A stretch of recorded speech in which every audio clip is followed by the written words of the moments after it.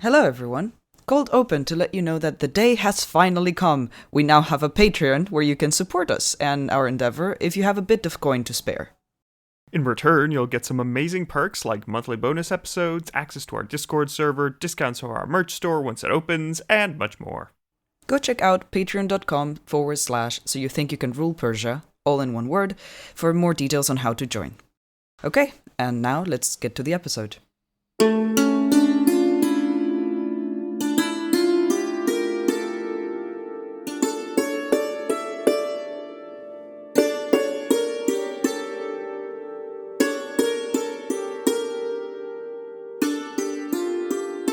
Hello, and welcome to So You Think You Can Rule Persia, the podcast where we rate and review all the kings of Persia from Diocles to Yazdegerd III.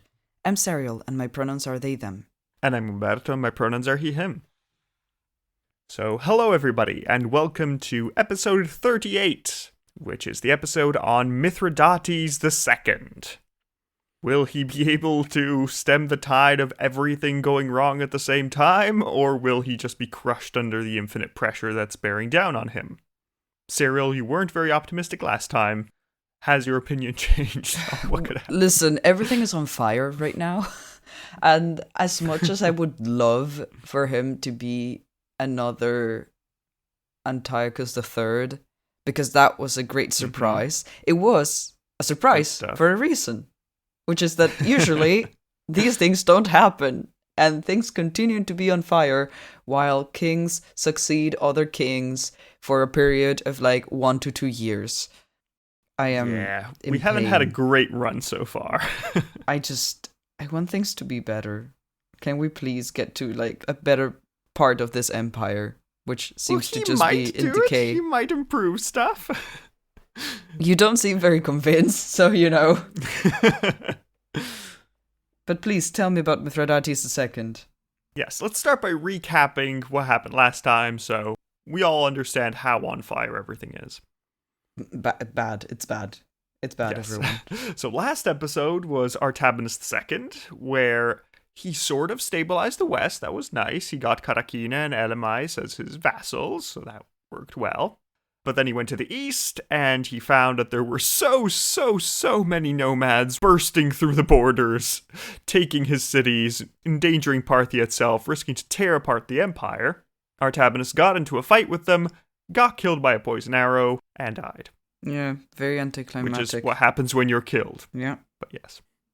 So, yeah. After Artabanus' death, he leaves the throne to the closest guy, right? Who is a teenager called Mithridates, yes. Okay. We're not exactly sure of his age, but he's not an old, experienced general. He's like late teens, early 20s. Also, are they related? Like, why this person? Well, okay. Let's go through it. So, first of all, sources are unclear exactly on how the family tree looks, but probably... I'm not surprised. Haven't been clear in the last, 3 episodes, so... Yes. So probably Mithridates II was the son of Artabanus I, and so a younger brother of Artabanus II.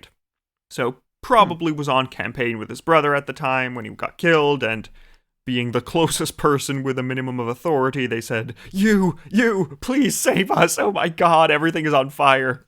I don't want the job. You have to have the job because you're his brother. Okay, bye. Mm-hmm. So yeah, that's sort of where we are. And he's a young man. We're not sure about the age, but you can say, let's say roughly 20s. That's a more fair estimate.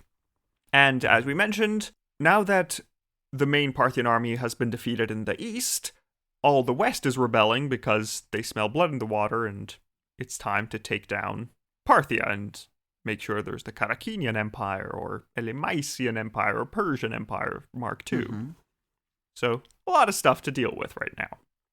Also, just to get it out of the way, there might have been an intermediate king between Artabanus and Mithridates, because... Oh, come on. There's a set of coins for 6 months after Artabanus' death that shows a young man with a different look to Mithridates. Okay. It could be either a young son of Artabanus II that died quickly without any information, or it could be just young Mithridates II running around in panic, saying, I don't have time for a new portrait, just use whatever you want, I have stuff to do. Okay, bye, I'll be back in 6 months to maybe have a new portrait. Okay, good, bye. I guess. So it could be either of those, but given that if there was an intermediate king, we don't know what his name was, and he didn't leave anything of note done, I'm going to just assume that wasn't a real person and it was just young Mithridates. A made-up person, as opposed to a real it. person. Yes. Going to assume the coin was just weird. Don't come at me, historians. You don't have anything to say about him either. I tried. We have researched this. Did what I could, damn it. Okay, so at this point, Mithridates is in charge of a defeated army. His brother's dead. The nomads are streaming into Iran. And he receives a letter from Jessica saying, hey, Hispi and Karakine is attacking Babylon and wants to take Mesopotamia now. And that's where most of our money comes from. Help, maybe? Yes, please. I get that the nomads are around, but there's a lot of mountains in Iran. I guess those will sort of take care of the nomads for a while. Is that cool? Please? Mithridates, having seen his brother get killed, is presumably happy enough to just say, okay, let's maybe leave this for a while, let them cool down for a moment. I'll go to the west and deal with Hispi. Let's see how that goes. Hispi. Yes.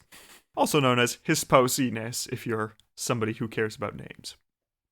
So Mithridates heads over to the west, and he decides to quite meticulously take care of these vassal kingdoms. He passes through them, makes sure that they are loyal enough, or at least that his army is seen at that point, and that they know who's in charge. And he gets all the way to Babylon, and he finds that, well, luckily, Hispi hasn't really managed to take the city, and has just been raiding the countryside a little bit. So Mithridates can just push him back to Karakine, and Mesopotamia is sort of saved. So that's nice. That's positive. And then it seems that Hispi died around this time, leaving sort of a power vacuum in his kingdom, making it weak and unstable and not very organized. So Mithridates manages to just waltz in and make them his own vassals. So now they're we have a handle on them again, which is pretty good. Yeah, I mean, that was lucky, when the person that's threatening you just dies. It's not that you killed him, but hey, I guess, not a threat anymore. Thanks for timing your death so nicely. We appreciate it. Yeah, great plan by Hispi to get out of the way. Also, we're told that there's some Arab raids in the region, in Mesopotamia. There's people coming out from Arabia and plundering the countryside, some smaller cities. It doesn't look like they're planning to stay. Looks like they're just trying to take what they can and leave. Fair enough. But Mithridates is busy. He can't deal with this. He just appoints some minor generals to deal with the raids, and then he looks all the way to the east and sees, oh no, everything is still so on fire, the empire could fall any second. I should maybe try and deal with this, please. Mm-hmm. When everything is bad, how do you choose what to focus on, Yes, you choose what is the most terrifying option, the fact that all your empire could be destroyed, or just a quarter of it. So, sure, let's go with the life-threatening event. Yes, do I flip the switch and lose all the empire, or no? What happens? So yeah, there we go. So Mithridates takes all the armies he can find, he scrapes together anything that can make sense, and in 119, he heads to the east to try and recapture the lands that have been occupied by the nomads, because, as we saw last time, they've been pushing into Parthia proper, and that risks separating the eastern and western halves of the empire, which means that one half would just fall off and be lost forever. And also, Mithridates' cousin, Phraates II, had been killed in battle, and his brother Artabanus II had been killed in battle, so it looks like he's going out for revenge also for his family, and also to restore the honor of the dynasty, because it hasn't been going great. Yeah. Surprise. Yeah, so we get a letter that he sent to Babylon to his governor saying, hey, listen, I'm going east. I'm not just doing this for conquest or the survival of this empire, but also because I need to avenge my family members that have been killed by these people and make sure that they can't do this again. Also, everything's on fire and I please need to fix things. This is scary. So off we go. And Serial, what is your prediction for this expedition? Mithridates managed to deal with the West well enough-ish. I am very pessimistic today, given the fact that everything is on fire. So I'm going to say that, he gets also killed. And that's our episode for the day. Well, we don't have much detail. Great. Because so even Justin is a terrible historian and I hate him. Because Justin is just badly summarizing something that a much better historian wrote. But we don't have the original good stuff, so God. I guess we're stuck with Justin. Justin, you lazy bastard. Well, Justin tells us that Mithridates went to the east and absolutely kicked an ungodly amount of ass against the nomads. Huh. Well, good job. He annihilates the threat of the Saka and the Yuezhi so thoroughly that they will not be doing anything for the next 200 years. Ooh, what? How did we manage to do that? Oh my god, Mithridates. And Justin gives us no detail. Okay. Nothing. He just says he went east and won. It's like, yeah, but dude, but tell me. But there's different kinds of cool must have victories, happened. you know? There's a victory of, for the moment, like we won a couple battles and it'll give us like a year or two of figuring out stuff. And another kind of winning is, we have obliterated this entire military culture and we don't have to worry about them anymore. What? Yes, this existential threat is no longer there. Just give us some more detail, Justin. Why? But, yes, that happened. The nomads are gone. What the heck? I mean, we can also just make something up and say that something really cool happened and Mithridates managed to do it. He probably managed to go to the east, play different chieftains one against the other, then round up their armies into little mountain valleys that he could properly attack by surrounding them. He managed to maybe poison a bunch of chieftains at a dinner and then take their distraught armies and lead them away. Yeah, but like... Maybe he got friends elsewhere. We don't know. Who knows? Something happened. Yeah, we just don't know. It's just very sad. And why? Is this a case of, everyone knows about this victory, so I don't have to write about it? Like... I mean, it's two things. Well, it's first of all, Parthian sources are oral, so there might have been a kick-ass epic poem about this, which, if you're gonna write an epic poem, you might as well do it about this. But, again, by the time these things are written down, it's been 1,000 years since that happened, so, I mean, you don't really have much detail. There's not even the name of Mithridates anymore. It's just like, yes, there was a big war against the nomads. We won in the end, that was cool, but who is he? Did he maybe get merged into Rostam a little bit? We don't know. It's just kind of messy. And the problem is that the Roman, the Western sources, this Pompeius Trogus, who Justin is copying from, in theory did write a nice big book describing everything that happened, but Justin doesn't care. Justin just said, yep, this happened. Justin is the same guy. This is the same case that happened with Antiochus the Great's Eastern expedition. Yeah. Where Justin just says, he went to the East and that made him be called the Great. Oh. Okay, done. Great. Not on. That we would care about, the literal origin of this nickname. Not important. Jesus, Justin. Yeah, this is just not... I don't know, my this dude. Is like this is problematic. Copying a Wikipedia article for class and not even bothering to copying what is already there that you don't have to research. It's just like, and then there was a paragraph about like some battle or other. Moving on. What? Yes, Justin asked ChatGPT to summarize it, and it was like, yep, this'll do. It'll be fine. Assignments due tomorrow. We can't waste our time on details. Jesus.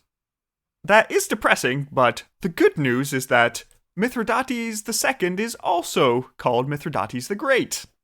Well, I am very impressed. I wish we knew why. He is one of the two good Mithridates. Yes, we get more detail. Don't worry, but not on this. Okay.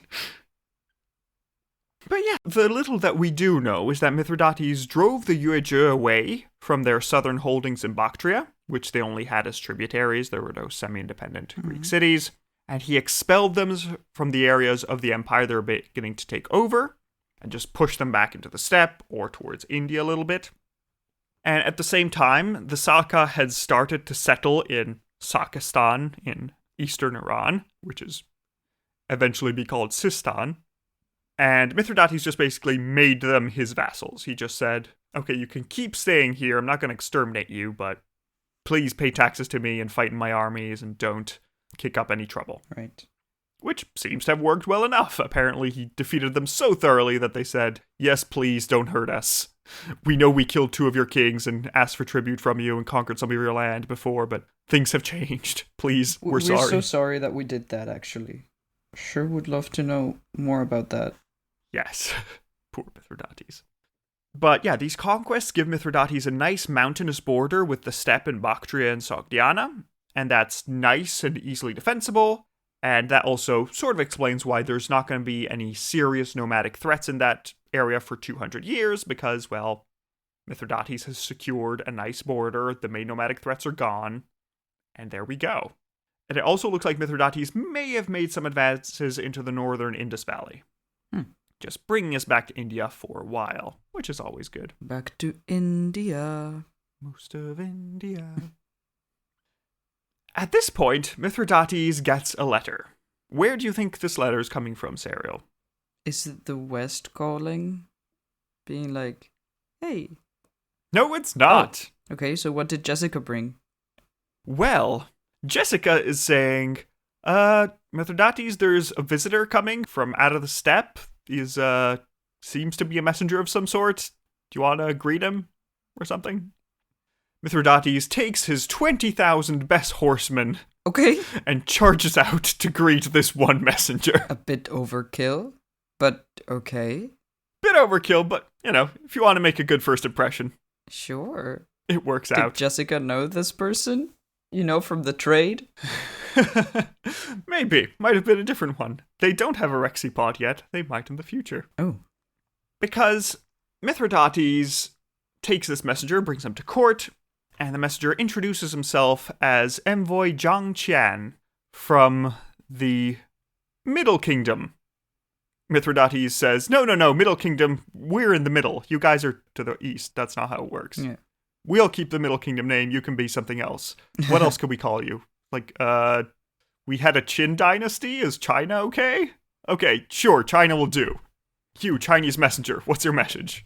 Okay, so let me disregard how you are naming yourself. I will give you a name. That is not good manners. Yes, that's where the name China comes from, because, I don't care. You're just tell me what your name is, people. Oh, I see, from the Qin dynasty. Yes. That's ridiculous. And that's why we get China and not Zhongguo, which is what they would call themselves.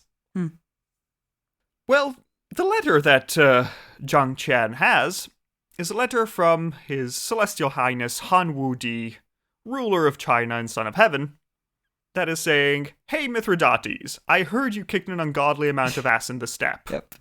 I've also finished dealing with my nomads, the Xiongnu. Would you like to make a deal? Sure. We're entering a golden age for the Han Dynasty, and you seem to be stabilizing stuff.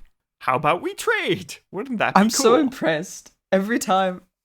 Don't get me wrong, I'm so happy. My hopes were so low that this would go well. Yeah. There weren't many hopes. If Mithridates had failed, this is the end of the empire, but he did not fail. Damn, the stakes were that high. I mean, it makes sense. Everything was terrible, so... Oh, goodness. It was poor, yes. And, well, Han Wudi is saying, listen, how about we make this deal for trade? I take care of the nomads on my side of the steppe, you take care of the nomads on your side of the steppe, and then we can have this nice trade road going from China all the way to Mesopotamia and Babylon. He says, we could trade something, we could trade silk, we could call it... Oh, the Silk Road sounds like a catchy name. Okay, let's make the Silk Road. Is this the origin? Yes. The realization. So, yes. Here we have China and Parthia joining together to create the Silk Road and make sure that, hey, trade is going to flow now from one end of Eurasia to the next. Literally, the spice must flow. Yeah, pretty much. And the great thing is that now this trade is going to move further west as well, eventually.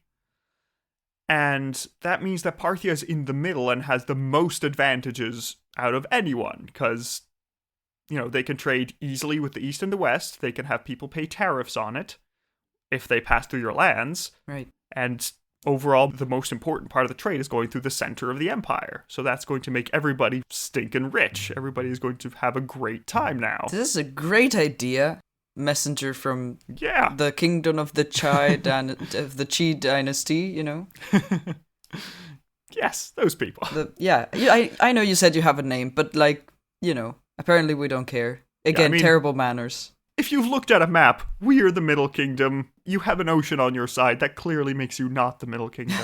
Thank you very much. I love that. Of course, the middle depends on what map you're looking at, but that is a good point. Yes. That they do have an ocean. If anyone's the Middle Kingdom, come on. So, there we go. And so Mithridates uses a lot of the old Achaemenid roads in the Parthian Empire as part of this trade circuit because, they're damn good roads. They're part of this ancient empire. They're just renovated, ensure that all the trade can pass through them, and is very convenient. Nice. So we have now an uninterrupted line of trade going from Babylon all the way to Chang'an in China, which is pretty cool. And also just to, dispel an impression you might have about the Silk Road. I don't know about you, but my impression was that it was generally people from one end just taking a bunch of baggage going from one area all the way to the end. Mm-hmm. But that's not how it usually happened. The trade route, you didn't have to go from the beginning to end of it. What you would do is essentially just use it to go from point A to point B. And then depending on how much money you have for guards and making sure your goods don't spoil or get ruined, you could go further and further. And, clearly if you're selling your Chinese silks just across the border, they're going to cost less than if you sell them all the way in Syria. But that depends on how risk-prone you are, how concerned you are with bandits or not. But essentially what Han Wudi and Mithridates are doing is just deciding to make sure that they'll control the bandits, control the nomads, make sure that everything is in order so that as much trade as possible can flow through their empires, and everybody's going to be much richer for it. That's excellent. So hooray! Wow, I am so impressed that we saved this. Not only saved this, but made this cool deal that now gives us a period of just riches and good economy. Yeah. How? Everything is not on fire, and now you can even buy nice silks and cool spices. Isn't that great? And also at the same time, this is the first time that sailors from Iran managed to use the monsoon winds for easier travel to the Indian Ocean. So now we also have trade via sea to India and Southeast Asia. Unbelievable. Which, also awesome. I am so impressed. You have no idea. This man has done a good job. I love getting surprises like this, I love being wrong and things going better than expected. Yes. Mithridates II is the Darius to Mithridates I Cyrus. Right. He is fixing stuff, making sure it prospers. It is true, actually.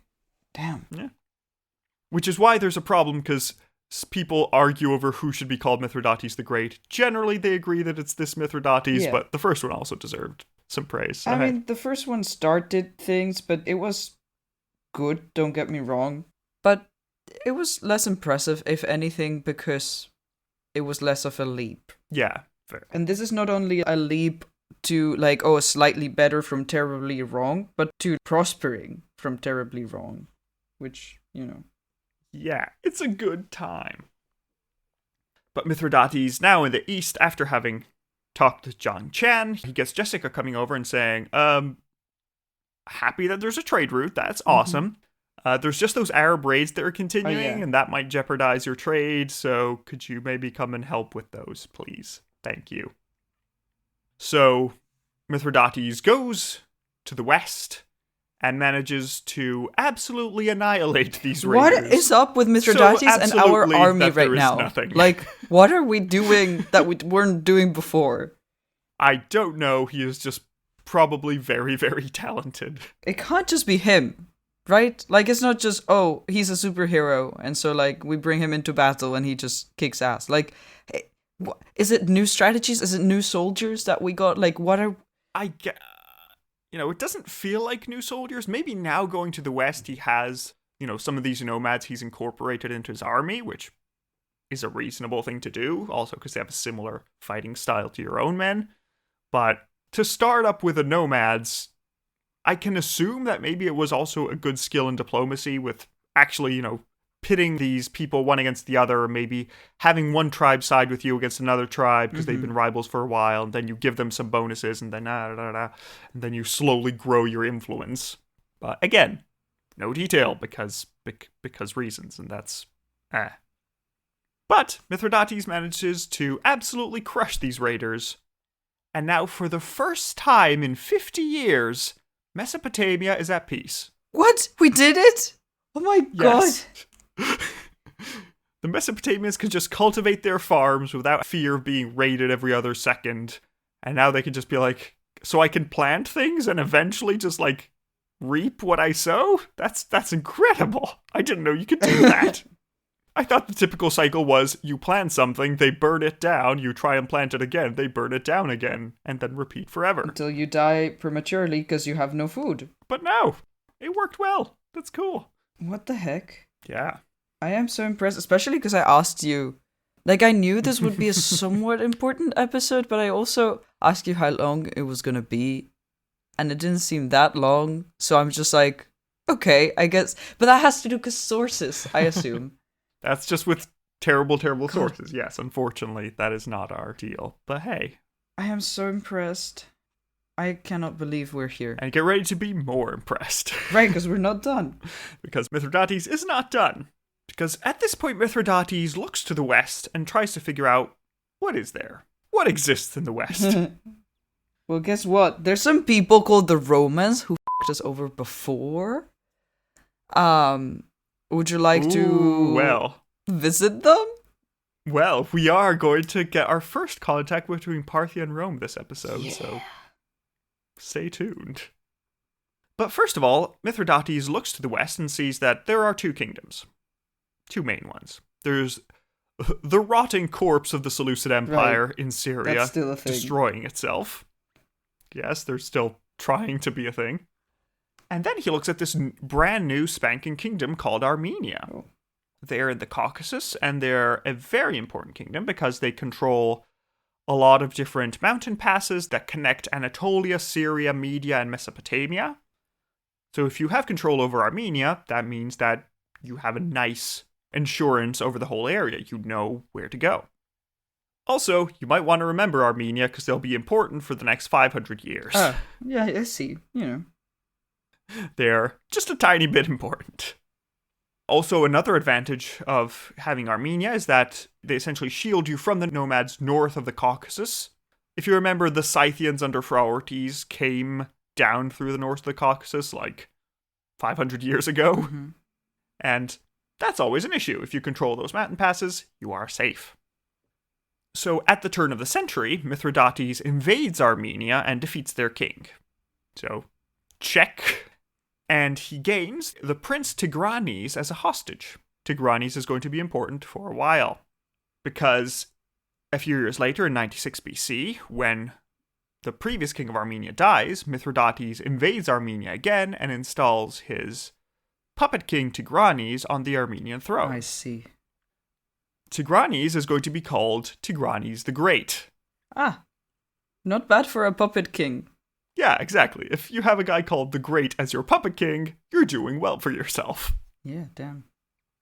And in exchange for being given a throne, Tigranes officially becomes Mithridates' vassal, and also gives him the so-called 70 Valleys. It's a whole series of different important mountain passes on the border between Parthia and Armenia, which are now fully Parthian. And furthermore, Tigranes' daughter marries the son of Mithridates, a man called Gotarzes, which you'll want to remember for the future. Okay, I'll make a note. Okay, so now Armenia is our vassal. That's great. So Mithridates turns his gaze towards the Seleucid Empire. And he sees that they've just been in a constant state of civil war since we left them. They're currently in a civil war right now, so Mithridates decides to just conquer all of the bits of the empire that are falling off the Seleucids, and he just takes the kingdoms of Adiabene, Gordiene, and Osroene as his vassals, bringing the border of the Parthian Empire all the way to the Euphrates River. Damn. And this is going to be a very important border because it'll be there for a while. It's going to be relevant. So now, finally, Mithridates, after having annihilated all his rivals, he can rest a little bit and make sure he sees how to organize his empire. Because he notices that, well, yes, trade is flowing well and there are no bandits along the roads are well maintained, everything is going as well as it could. He's truly Darius the First. Like, it just really, like, yeah, he's doing such a good job. My boy is doing so well. Ah, good man. Yeah, he's just remaking everything. It's like, okay, so I did everything in my very important priority to-do list, and I did great, so now I have some extra time, so let's just continue improving the empire. Yeah, exactly. Let's figure out some bureaucracy now. Yeah, exactly. So what he does is he makes sure that the empire is better governed. He moves his capital west into Media from the original area in the old kingdom of Parthia, so shifting influence to the west because, well, we need to keep an eye on that. And hey, the nomads have been annihilated, so don't need to worry about that so much anymore. And he also kept Ecbatana as his summer residence, like the Achaemenids did, due to the fact that it's high in altitude, cool in temperature, it snows sometimes, so, you know, for summer, that's a nice place to be. And Mithridates also finally reintroduces the title of King of Kings. Ah, let's go. And he recrowns himself, because Mithridates I had used the title, but it seems like it was something just only reserved to him and not his successors, because Phraates and the Artabanuses didn't use it. They were just regular kings, which, you know, fair enough. Yeah, I don't think we could call ourselves king of anybody at that point. Yeah, it was just like, we're scraping by. But no, Mithridates makes himself king of kings. Yeah, let's go. And make sure that he presents himself as sort of an inheritor of an imperial legacy. We're not sure how closely he identified as the heir to the Achaemenid Empire. It certainly wasn't like the main idea of Parthia to be the heirs of the Achaemenids. Yeah. But there are some hints that Mithridates is trying to show himself, you know, if not the heir of the Achaemenids, at least the heir of these ancient kings of old. Okay. Because remember Darius's Behistun inscription? The one where he says all the kings he defeated? Right. Yes, well, Mithridates carves his own relief next to it. Oh my god. Yeah, honestly, like, this is a man worthy of being Darius's successor. Like, this is when someone takes an old king's name, you know, it's like, oh, I'm going to be called Cyrus now. Like, this is what they hope to achieve. Yes. And Mithridates has achieved it. So he carves this nice relief next to Darius's, where he shows himself as King of Kings, 2 governors next to him, and then shows his son and heir, Gatarzes, who is there named as Satrap of Satraps. So, basically his vice king. I am so impressed. Like, I don't know what to say. I'm so happy that things are not on fire anymore. At last. Finally. Everything is so good. Yeah, and also just following his predecessors, Mithridates makes sure to present himself as the friend of the Greeks in his iconography, telling the Greeks, hey, you know, just because I've annihilated all my threats doesn't mean that I'm going to persecute you. Feel free to enjoy my new empire. Huh. Hey, did you see this new Silk Road I made? Wanna trade? Would you like to trade on it? Yeah. That'd be cool. And so he does that, but also he represents himself as an Iranian ruler. And for the first time in his coins, he does not have a diadem, but he has a new jeweled tiara that you'll be seeing. Excellent. Yeah, because which is a fancy new look. We have nothing to do with the Hellenistic Macedonian version of this, right? Like, why would we? We're just like a separate people, so he's decided to have this fresh new look. Excellent. But wait, there's more. Ooh. Because, as you mentioned so astutely last time, Rome still exists. Yeah. So what about them, huh? the Romans have been expanding ever east, and they now have a significant chunk of land in Anatolia. And they have several subject kings. You'll remember what happened under the Seleucids. There were a bunch of little regional rulers in Anatolia with their own kingdoms. Well, now they pay tribute to Rome. And hearing all of this, Mithridates is convinced enough to send an embassy to the Romans and make sure everybody understands which side of the Euphrates you're meant to stay on. Mm-hmm. So Mithridates sends an embassy in 96 BC to Lucius Cornelius Sulla. Ah, right. Which, yes, he is not dictator yet, but he is Marius's future rival, who at the moment is governor of Roman Cilicia, and was in charge of dealing with the kings of the area. And they decide to make a nice deal. So the Parthian ambassador goes over and says, how about this? Everything to the east of the Euphrates is ours. Everything is Parthian. Don't touch it. Don't try it, Romans. Not touchy. We've heard of what you guys are like. I'm serious. Yes. Don't try. We know you. We've heard tales. The Seleucids told us. The ghost of Antiochus III just... Yes, we had a seance. We know how bad you can be. Let's not go there, please. And the ambassador says, okay, everything west of the Euphrates, sure, do whatever. That's fine. But it looks like the Parthian ambassador messed up. Oh. We're not sure exactly how. It might be that the ambassador allowed himself to be treated as an inferior by Sulla, which made Parthia appear weak.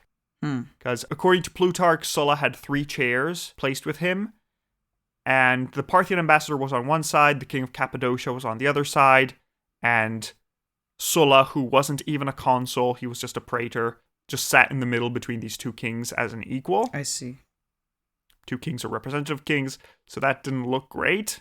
Another alternative is that maybe the ambassador wasn't meant to just give everything west of the Euphrates to the Romans. Mm-hmm. He was meant to say, everything east is ours, everything west is a gray area we'll deal with when we come to it.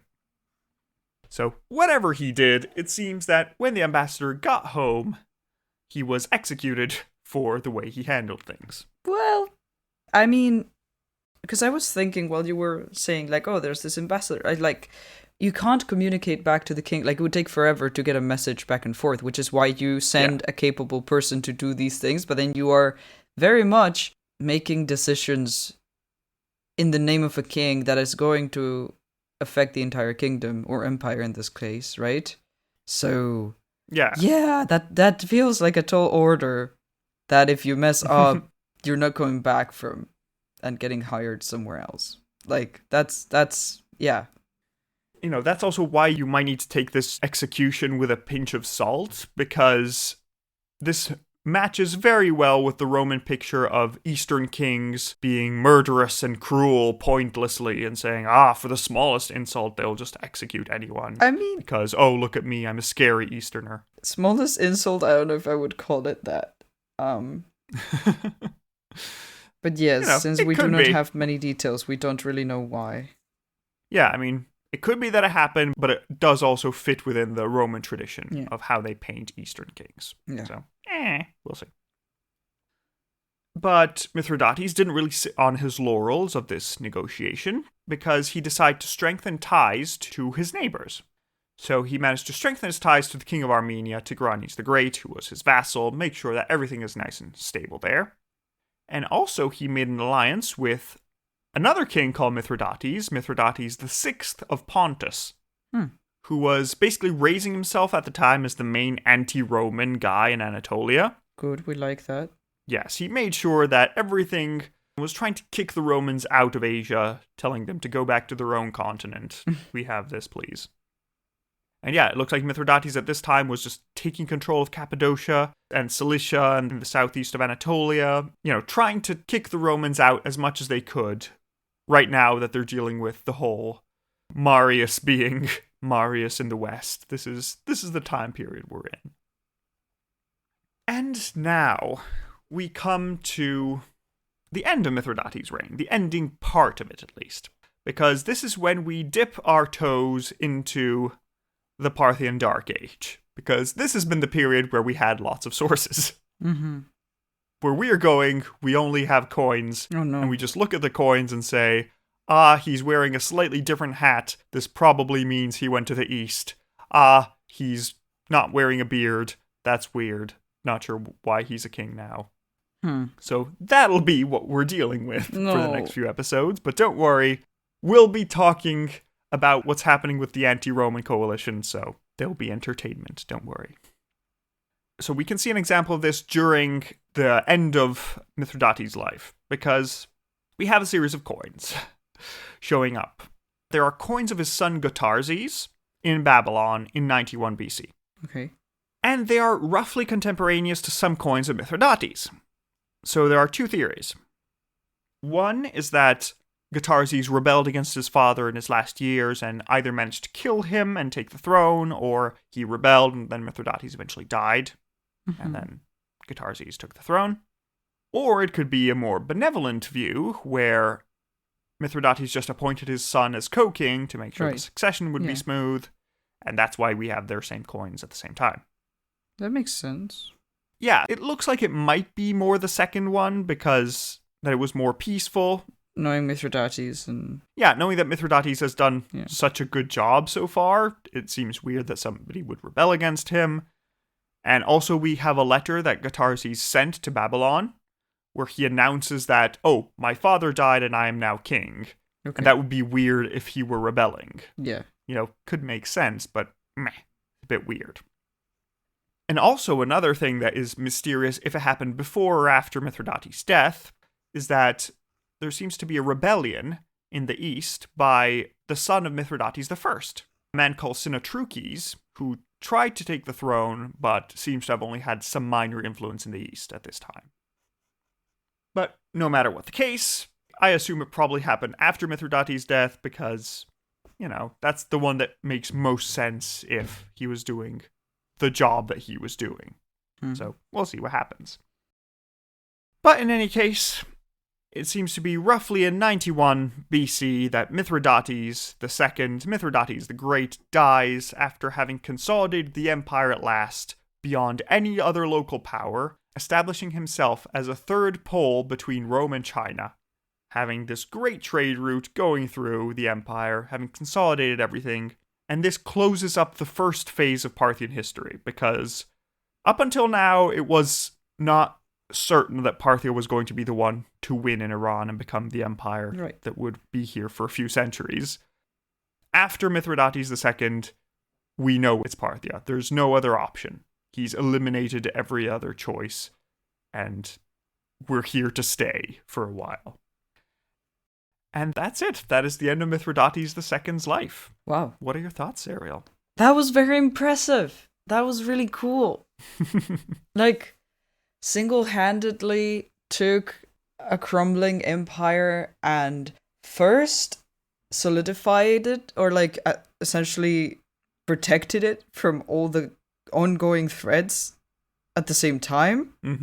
Then consolidated it by helping the economy and having trade and agreements with other kingdoms.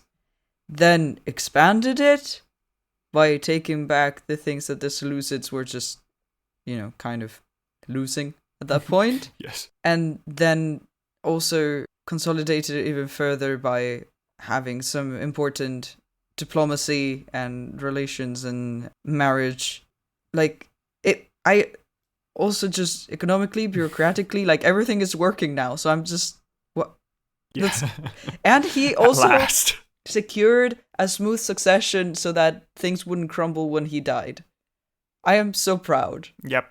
That's great. Everything is nice and clean Excellent. and done. Nice, pretty bow wrapped around it. This really is a king that does deserve the nickname the Great. I can see this. Yes. He is a good man.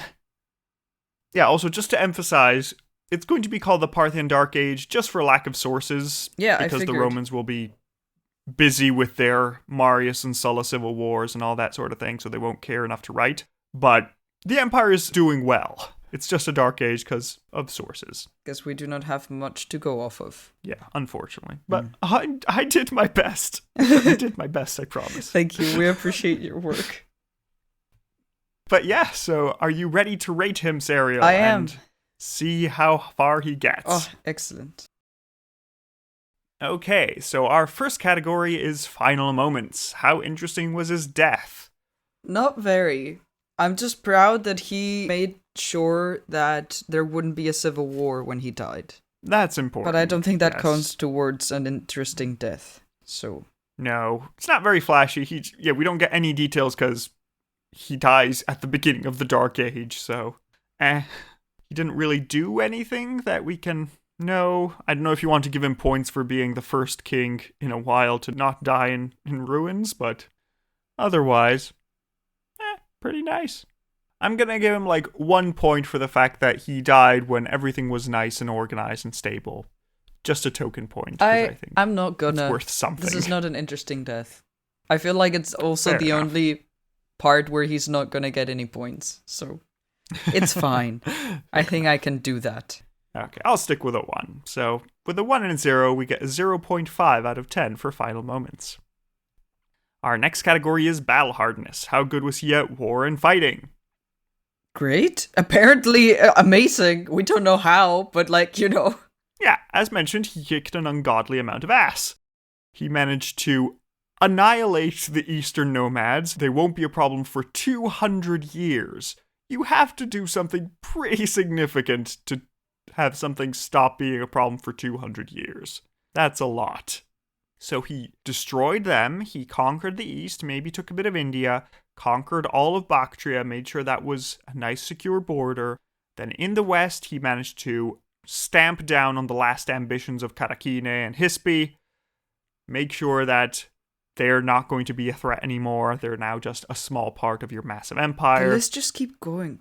Incredible. Yes. He then marched into Armenia, took over all of Armenia, put his own puppet king Tigranes the Great as puppet king of Armenia, managed to get those lands. He managed to go against the Seleucids, fix a nice border on the Euphrates. He managed to ensure that there would never be, at least in his lifetime, or 100 years, a threat from the Arab raiders that were starting to attack Mesopotamia. He brought peace to Mesopotamia for the first time in 50 years. Downsides are that he didn't conquer the world, but frankly, can you blame him for it? I don't have any downsides. I'm trying to think why not a 10? Because so far, only 10s were Alexander the Great and Seleucus the First. Darius the Great got a 9 because some things didn't go great for him. Did we lose any battles? No, nothing was lost. So? The only downside, I would say, is the lack of sources. And we don't know the details. But the lack of, the only thing that we have in these very small sources that do not give us details on how the battles went is this was great, and now he's called the Great because of what he did. Also, these people don't show up in 200 years because of this. I feel like we can we can agree that it went fine.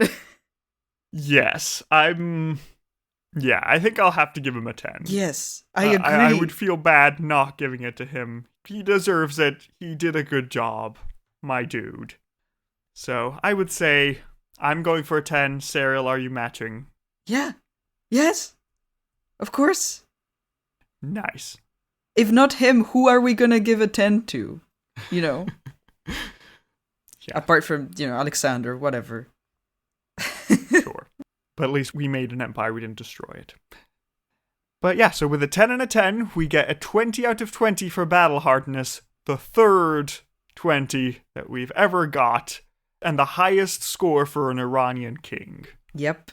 Which is intense. Our next category is scheminess. How good was he at plots and manipulations? He didn't scheme too much, honestly. He took the throne, did a good job, continued ruling the empire. Yeah, I mean, there isn't much schemey, really. His negotiations with China and Rome were all just, regular diplomacy. You could maybe give him a little point for, in his first war with Armenia, getting Tigranes as a hostage and then putting Tigranes on the throne afterwards that was clever and questionably legal. But I'd say that's the main point of scheminess. Like, he's a Darius, but less schemy. Yeah. I'm not sure if you can think of anything else that I would give him pretty high. Direction. Like, I mean, I guess we just do not have the details, which is the problem here. Yeah, that's pretty much it, unfortunately. But we could put him almost on par with Darius in, like, how well everything was organized, right? In quality, yes, but he didn't rewrite history to make sure he was the legitimate king all along. No, Darius still has, like, the king of scheminess for sure. Like, that we cannot take that crown from him. Yes, he deserves it. Mithridates, maybe that thing with Armenia, everything else is all just regular diplomacy. Yeah. I'm willing to give him a token point for the kidnapping a prince and then putting him on the throne as your vassal. That's worth something. How about you, Sarah? What are your thoughts? I feel like 2 points is fine. 2 points feel more... Okay, so you're giving him 2? Yeah. I don't know, it's just 1 feels too little. Yeah, I don't know. I didn't really see anything. But it makes sense to, like, your reasoning. Mm-hmm. I'm going off of the vibe. And the vibe to me is that's too little. Okay, fair enough. So we'll stick with a 1 and a 2, which make a 3 out of 20 for scheminess. Our next category is shock factor. How shocking was this man? He has some moments. He has his moments. First, not sure if you want to give it shocking points, but he took an empire from the abyss and made it into the hegemonic power of the continent. But, he made sure that now Eurasia has Rome, Parthia, and China. Those are the main powers. Everything else is minor. Mm-hmm. That's pretty intense. Yeah. Agreed. As shocking, you could say that he sent 20,000 horsemen to greet this one messenger. Which must have been a bit of a heart attack moment for him, but it worked out in the end. Mm-hmm. Shocking is that he did something so intense to the nomads that they disappear for 200 years. Yeah, we don't know what it was. Don't know what it was, but something happened. Something sufficiently terrifying happened. Another shocking is that he managed to... Well, you could say that he made a deal with Rome and then executed the messenger, the envoy, let's say, the diplomat, which, kind of uncool, but I guess. So he did that. I don't know if you want to put the fact that he, sort of the iconography where he makes himself king of kings and carves his own carving next to the one of Darius. That is such a power move. Hey, look! I love that. Which, strong. If you can pull that off. Yep. Mad respect. So, I wouldn't say it's the most shocking, but there is something there. Yeah. I guess it depends on how much you want to put the flexes. I guess. As shocks, yeah. I also just want to know what he did to the nomads. Like, what was that about? We don't know. They just stop appearing in the sources for a while. Especially because having no sources and having no details makes it look worse or, like, more intense than maybe it was, in the sense of, like, we don't, like, you can imagine anything, right? Yes, I mean, you could just read the Shahnameh and the war against the Turanians and just be like, yep, this is Mithridates absolutely kicking butt. Presumably. We don't know. We have no details. But hey, that's an oral source of fighting against the nomads, and it sounds cool. Mm-hmm. So, yeah, I'm not sure how much you want to give. So here's my split. I'd say a couple points for the annihilation. 1 point for the 20,000 horsemen charging at the one messenger. Another point for killing his own envoy. And I think that's it. I don't feel like I could give any more without the details, unfortunately. No, and also 1 extra point for the Darius matching. Yeah. So that would give me like a 5. I think because of the mythology of what might have happened and just what we've gathered from the little sources that we have. Sure, 5 seems fine. I thought it was going higher, but he wasn't, like, it was just good, cool decisions. It was shocking in the fact, actually I'll give it a 6 because it was shocking in the fact that I did not expect this at all. Like, what do you mean? Fair. The empire still standing and much better than it's been in like the past century. What? Yes. Oh, also, Serial, remember that I told you that this was the century with most successions, with most crises? Mm-hmm. Yeah, it's over. Oh my god, yes! We made it! We're free now. Made it out the other end of the second century. I'm gonna cry. We've been in the second century for the past 12 episodes.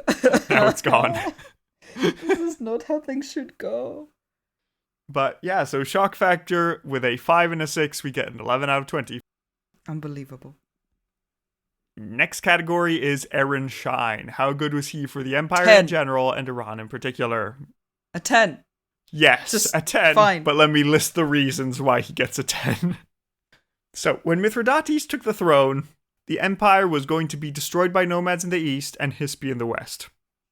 At the end of the empire, at the end of his reign, the empire is strong and stable. He has had a long reign. There are generations of people who exist and don't remember anything but Parthian reign now. And the Parthian reign they've had has been glorious. The empire extends from the Euphrates to the Indus. The Silk Road exists now. That's a thing.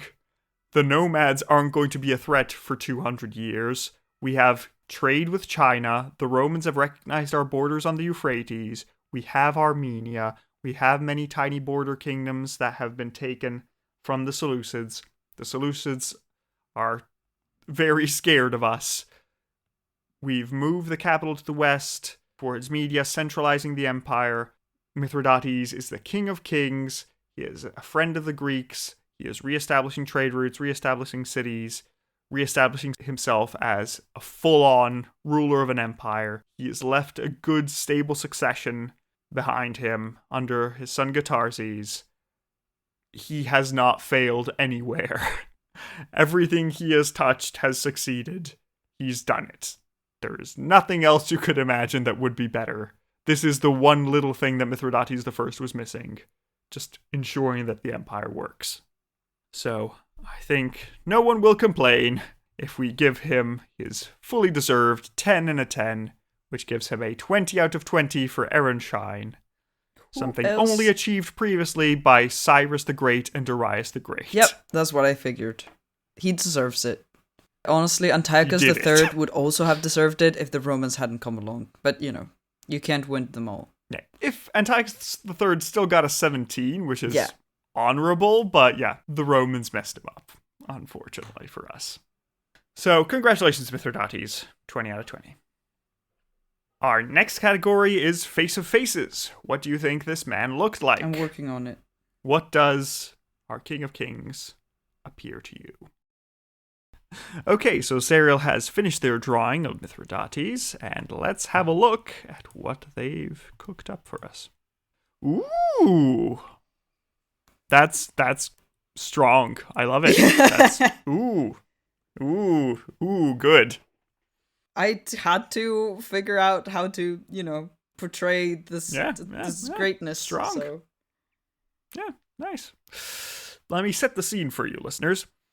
What we have is a globe showing Eurasia, there's Europe in the west, the rest of Asia in the east, as it normally is. I didn't change the geography for my drawing, thank you. Yep, that's good. And then there's a sky full of stars with auroras left and right. And well, the auroras represent the silk and the spices from the trade. Good. Silk and spices, of course.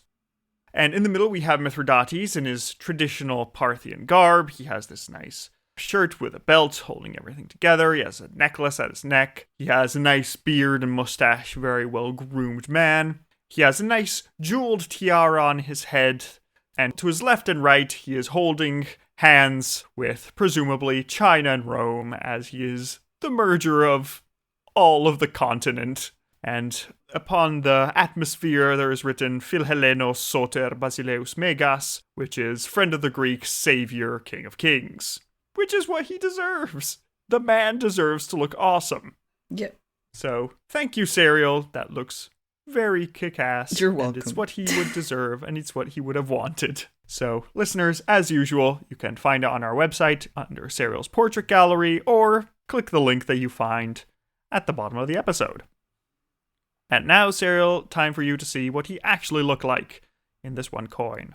Although, I will preface, there are some coins where he has a diadem, but I've chosen the one which is more interesting because it's new. Yeah. The earlier coins. We've seen enough diadems. So here you go. Oh my goodness! Tell us. Yes! Okay, I see what you meant with the very hooked nose. I feel like this has been exaggerated for the coin, but I guess that was his most prominent feature. Still, it's something he wanted to be depicted with. He wasn't going to be depicted with something he was insecure about.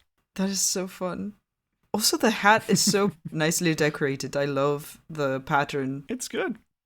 Okay, so it's a coin. He's on the first side of the coin. It's a profile portrait looking to the left of this man with the hat he's wearing is similar to the one I depicted. So it's a hat with ear coverings and slightly long at the back, and it goes across the forehead, and it's all decorated with little pearls or small round jewels. It's very pretty. Mm-hmm. It has decorations in the shape of flowers and such, and he's also wearing some decorated robes, also have some kind of jewels on them.